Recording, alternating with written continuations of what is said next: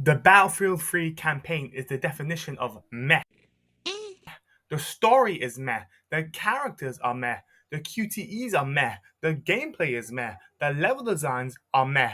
The vehicle sections are meh. The action set pieces, or lack thereof, are meh. However, one thing stands above the rest. It elevates the whole campaign and puts a unique spin on a generic military conflict, even if said generic military conflict has relatively good graphics. So after Hero of the Universe, Gabe Newell gave us a Steam sale, I thought I would check out the BF3 campaign, and after watching the trailer, I thought it'd be pretty awesome. I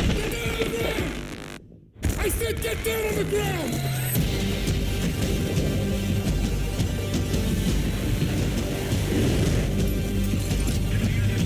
However, after playing through the campaign, it was the most indifferent gaming experience I've had in recent memory. It was not good enough to leave me wanting more, nor was it bad enough to leave me scarred for life.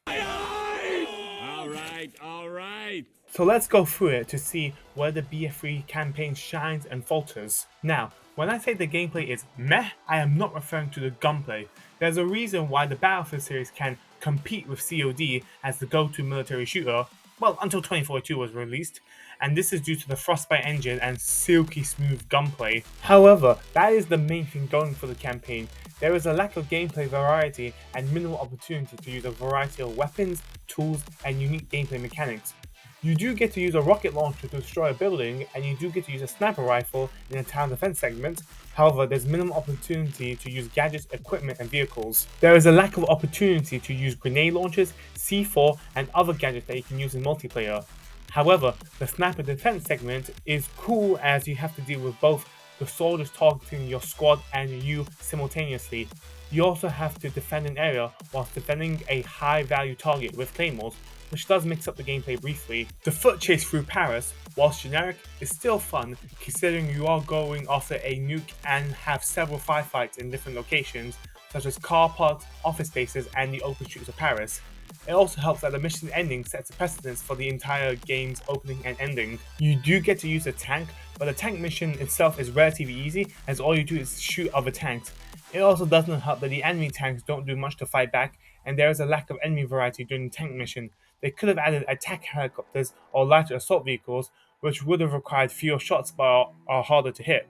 However, the mission ending is gripping and is something I'll talk about later. The fighter jet section is incredibly on rails and gives the player minimal options on how they want to deal with other jets and land vehicles. At most, you have to press X to deploy flares. Seriously though, who at DICE thought that only giving the player control of the weapons was a good idea? If we had control of the movement, at the very least I would have the job of lining up the jet's guidance systems with the enemy jet. Fortunately, this issue is kind of fixed in the BF1 campaign. Also, the quick time events are incredibly lazy and force the player to pay attention during in-game cutscenes. They also really slow down the pacing of the game. The main problem is that QTEs feel arbitrary. The gameplay should feel cohesive. If you have a button to jump, that should be the button that is pressed every time the character jumps. It shouldn't be a game of Simon Says of pressing the specific face buttons. If an action can be done without a QTE, it should be. At the end of the day, most missions can boil down to moving between fixed locations and getting into firefights, rinse and repeat. Speaking of fixed locations, the level design is incredibly linear. There are minimal options when you want to progress forward, which isn't necessarily a bad thing. However, the campaign did not use it to its advantage, i.e. there is a lack of action set pieces. To compare Battlefield to Call of Duty again, whilst the older COD campaigns had linear level designs, this wasn't problematic as there were fun action set pieces in almost all the levels, such as the snowmobile in Modern Warfare 2. Again, I'm not saying linear design is inherently bad, you just have to play to its strengths, such as the option of controlling the game pace and having more scripted sequences. Even still, if you have linear design, nothing stops you from having multiple paths to the same end goal, making your firefight locations more horizontal and vertical. Give the player various routes and options in a singular firefight. Games such as Uncharted 4 and Modern Warfare 2019 made their firefight encounters wider and higher. However, most of the firefights in BF3 take place in relatively thin locations with minimal routes and paths to take. Overall, while it's by no means a Redfall in terms of failure, the gameplay and level design of the BF3 campaign leave a lot to be desired. It's entirely carried by its gunplay and a few action set pieces. Again, it's not terrible, but it's not amazing. The story is meh. It's a relatively generic Middle Eastern and Russian conflict against the United States, but it does have a few things that make it unique, such as the in medias res opening. You're going through a train taking out bad guys, and at the end of the mission, you're being held at gunpoint. It also helps that the protagonist, Henry Blackburn, is in custody in New York, where he's being interrogated. BF3 takes the Black Ops storytelling style, where almost all the missions are flashbacks. That better? Yeah. Who are you? You CIA? Good morning, Sergeant Blackburn. When are you gonna tell me what's going on? 18 hours ago, I get a call from Homeland Security saying there's a Marine in detention I need to talk to. The first flashback starts as a Middle Eastern conflict that we've seen 1,000 times over in games and other pieces of media. American soldiers are on the border between Iraq and Iran, and they are fighting against an Iranian paramilitary group known as the PLR. After an earthquake, the PLR and their leader, al-Bashir, are able to establish a strong foothold by the Iraq-Iran border. Blackburn wakes up from the rubble and sees a man interrogating his squad. We later discover that this man is Solomon, the story's primary antagonist. You sneak and shoot your way out of the rubble and get extracted. Blackburn and his squad then go to Tehran to find al-Bashir. However, while looking, they stumble upon a crate containing nuclear warheads. There is space for 3 nukes, but 2 are missing. They also see maps and dossiers showing the cities of Paris and New York. This basically tells the audience that the nukes will be set off in Paris and New York very soon. When Blackburn states the new information, the interrogators inform him about Dima, a Russian Spetsnaz operative, and they assume Blackburn knows something about Dima. If there were 3. I believe Elvis is still alive too, but I'm not buying any tickets for fucking shows. How about the other nukes? Well, one's already here. So you don't know about Paris? What? You heard me. He didn't stop them. Who didn't stop what? You mean him? He used to be Russian Spetsnaz, Vimpel Unit. Dmitry Dima Mayakovsky. The kind of operator who doesn't show up someplace by accident. We know you know him. We've met. If you want to make a point, make it. We think you know why he was in Paris. Afterwards, you play as Dima with his squad and you try to locate the nuke in Paris. One of your comrades gets killed and the nuke goes off, killing 80,000.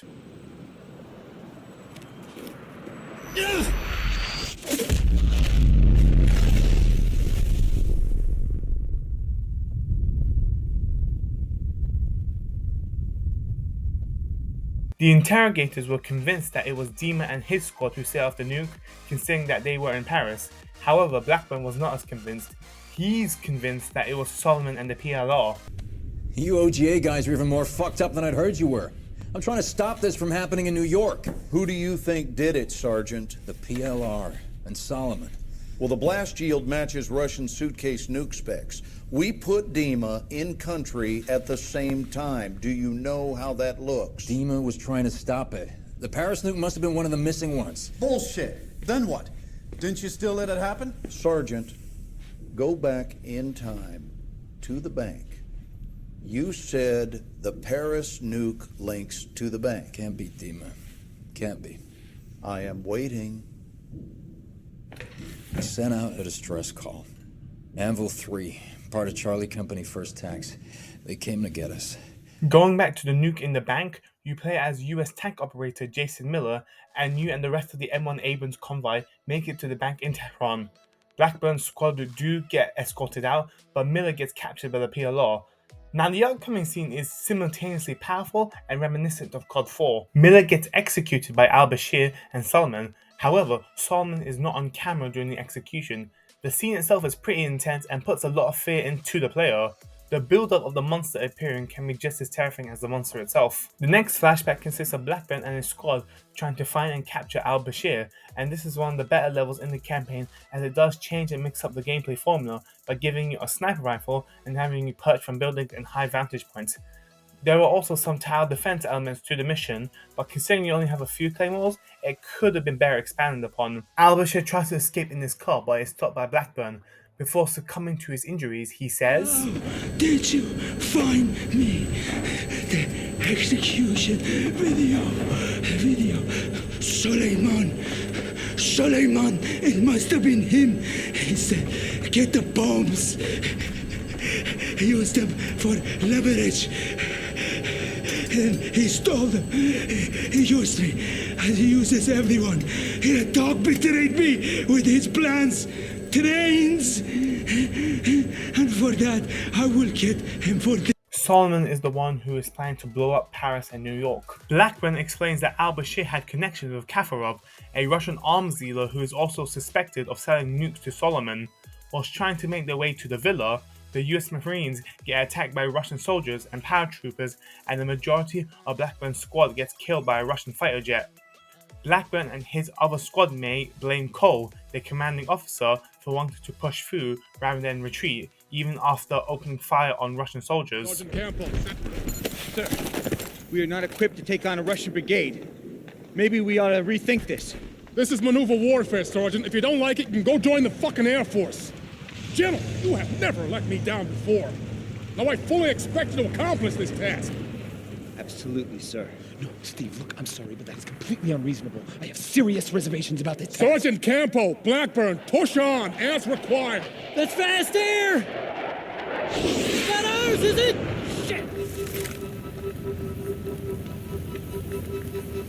All right, I know what you're thinking. Maybe if I'd have done something different, they'd both still be here.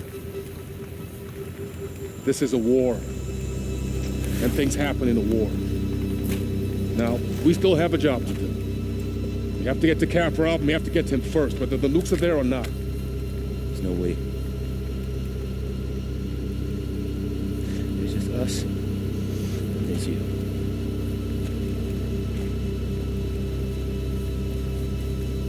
It's on you, Marines. Are you coming with me? Cole wanted to keep pushing, yet much of his squad paid the price. Kovic tries to empathize with Blackburn about his situation, but then states that his allies would have sided against him for his betrayal and working with the enemy, which in this case would be the Russians.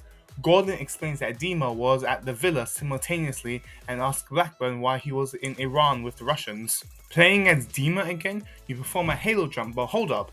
Vladimir, who died in the Paris mission, is suddenly alive, but just a few hours ago, we saw him taking a big L and being on the short end of the stick of a big piece of rebar. Oh well, it doesn't matter, as the halo jump is fun, even if the player has no control.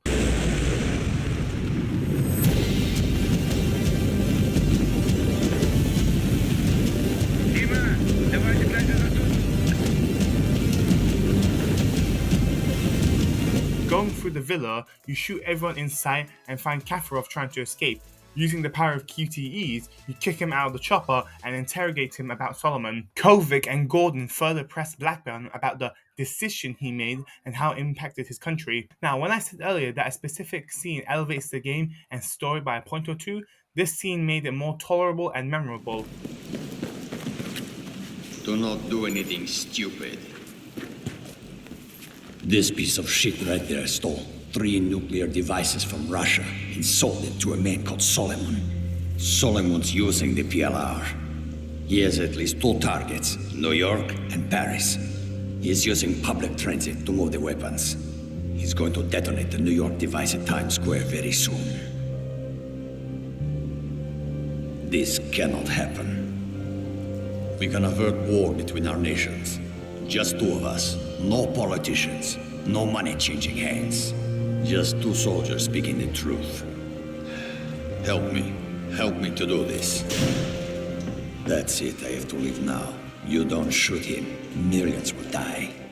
In my opinion, this cutscene with Dima and Blackburn is one of, if not the greatest cutscenes in military first-person shooters. Despite Dima and Blackburn being soldiers of geopolitically opposed countries in Russia and the United States, they represent the true philosophy of the Battlefield franchise and what it means to be a soldier. Blackburn was an American who did what he had to do to prevent an all-out war and to stop New York City from being nuked. Dima was a Russian who went against everything to stop his country from being dragged into an incoherent war. Shows how Dima is aware that both nations would have people and politicians who would want a large-scale war to happen, regardless of the bloodshed, because they become war profiteers and stand to make millions from the anguish of others. Unlike other military shooters that can make everything black and white in terms of who the good and bad guys are, BF3 makes it so that both sides can be just as heroic and just as depraved as the other. In addition, through this cutscene, we find out that the Paris mission was further in time compared to the flashbacks concerning Blackburn, Cole, and the Villa. They try to stop the nuke after Blackburn meets Dima and after infiltrating the Villa. Another plot twist that the game was alluding to throughout the interrogation scenes was this. Millions will die.